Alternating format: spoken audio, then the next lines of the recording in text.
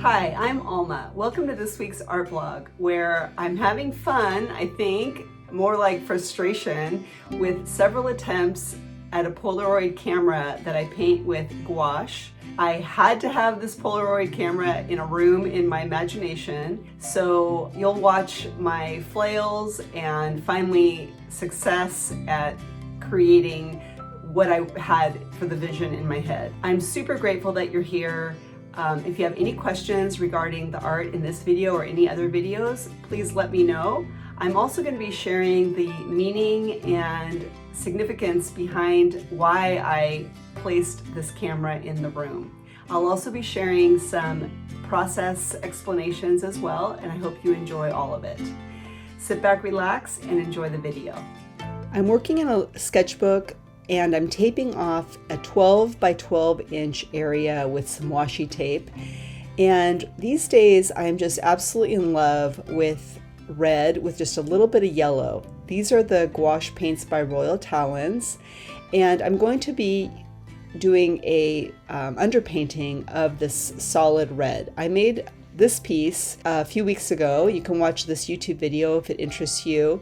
I decided that I am just proud of myself for going for it just straight on paint with this Polaroid camera without a practice sketch. But as I already mentioned in the introduction, you know, things fall apart pretty quickly.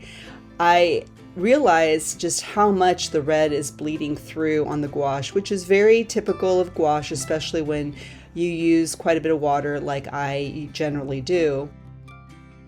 I almost throw in the towel and just paint with acrylic paint. I stick with the gouache, and here you can see that I'm practicing that Polaroid in my smaller sketchbook just to get a sense of it. And here you can see that it's way off. It's very much pitched at an angle.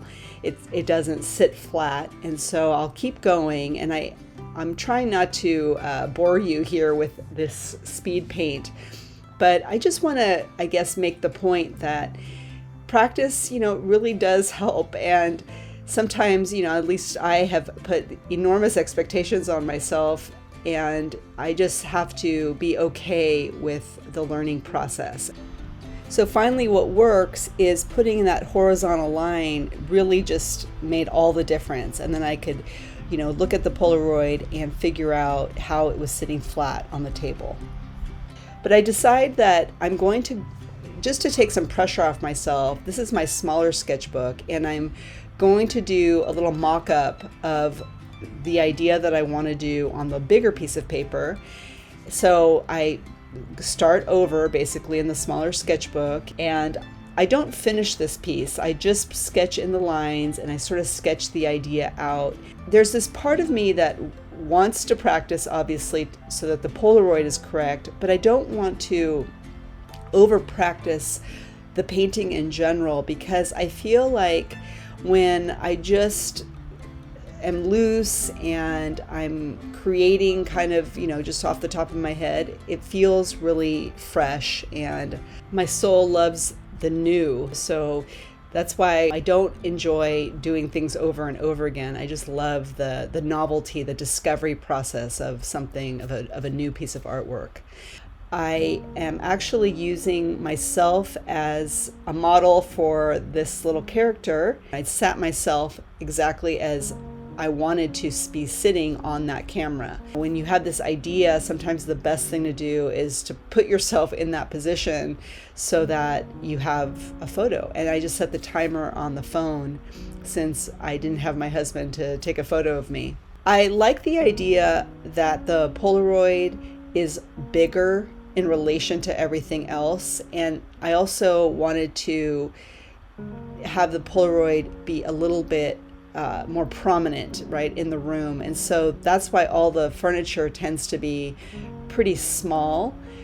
But I also wanted the art to stand out. So the art and the window, are the things that she's kind of gazing out at. And so that is why you'll see that I work a little bit more on the art going forward so that it stands out.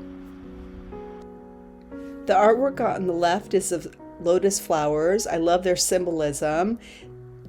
They symbolize enlightenment, which is always a nice goal, very lofty, but why not? And also they grow out of the mud. And I feel like that's really more the meaning I'm leaning towards with this art, because it helps to tell the story that I'm about to tell you, the inspiration behind this artwork. And then the other artwork, the little bird, is a rooster, and that is very meaningful here in Portugal. You see the rooster a lot. And then the third little artwork will have just a simple little rainbow, but because I'm going to add color, I'm not going to do it right now.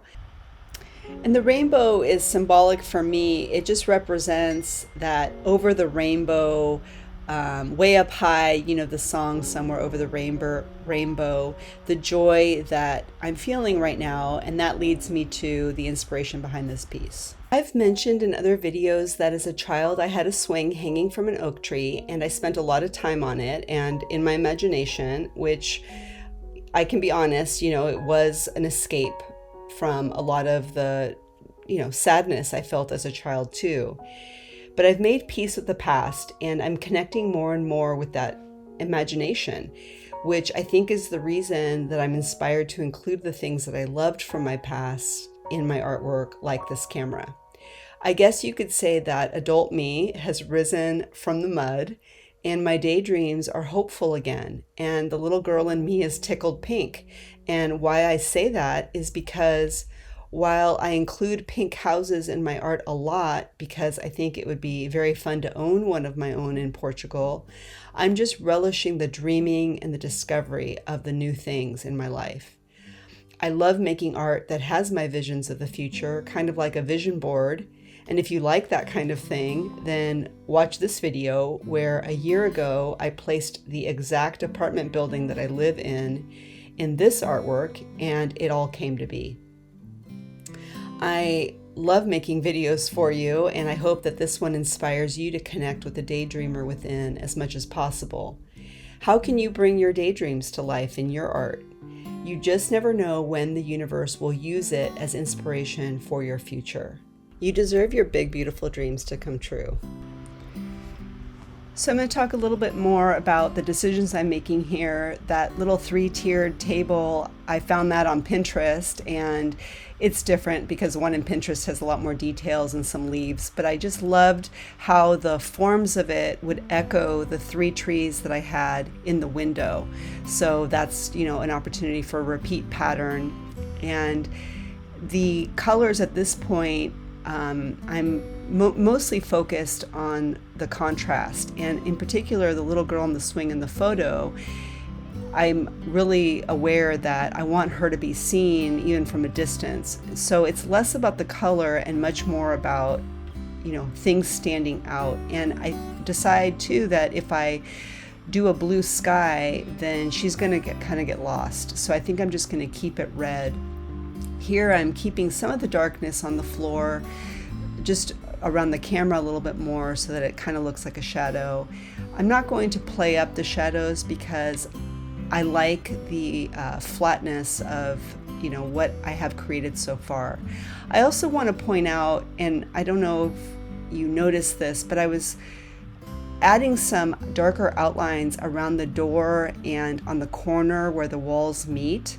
And I also darkened the baseboard. And what I was doing was actually adjusting the door. The door was really angled. It still is. But I was pleasantly surprised at the fix. And at first I thought, oh, I'm just making it worse. I'm making it worse. And then once I put those thicker lines in and the border between the walls, that dark blue line that's in the corner, it got thicker at the top, and it was also bending sort of in the opposite direction of the door.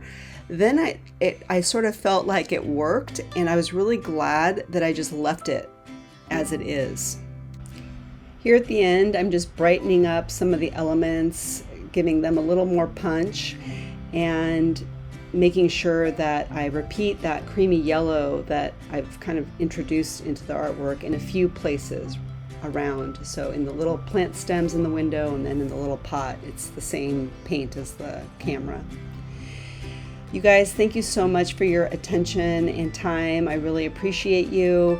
I wish you, as this 2022 is coming here to an end, I wish you so many blessings and so much creative joy in the upcoming year. Happy holidays and happy creating.